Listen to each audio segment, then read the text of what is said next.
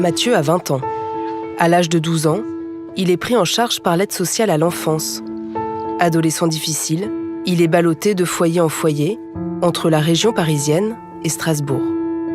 Mais à 18 ans, l'ASE n'est plus légalement responsable de lui.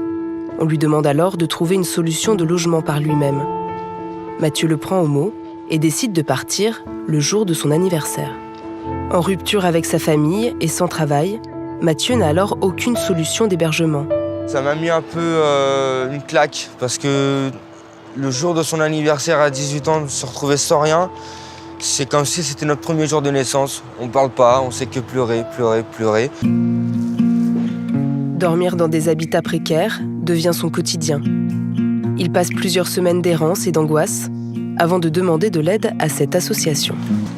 Les apprentis d'Auteuil ont mis en place un dispositif pour les jeunes majeurs qui sortent de l'aide sociale à l'enfance et qui n'ont pas de suivi. Ah, bonjour Mathieu. Bonjour Amélie, ça va? Ouais, et toi? Ça va, ça va. Ça va? Mathieu continue de venir voir Amélie, la chargée d'insertion, qui lui a tendu la main il y a 1 an.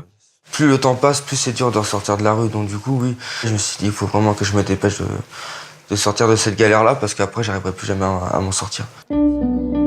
L'association lui paye d'abord en urgence une chambre dans un hôtel. Un pied-à-terre qui permet à Mathieu de trouver un travail, puis un appartement. Vous avez réussi à mettre un petit peu de côté, là? On essaye, mais c'est un peu dur. Donc... Ouais. Mathieu a aujourd'hui fondé sa propre famille. Il vit dans cet immeuble avec Lindsay, une jeune fleuriste qu'il a rencontrée grâce à l'association. Elle est enceinte de 3 mois. T'as tes fiches de paye avec toi? Oui. Ce matin-là, il constitue un dossier pour trouver un logement plus grand.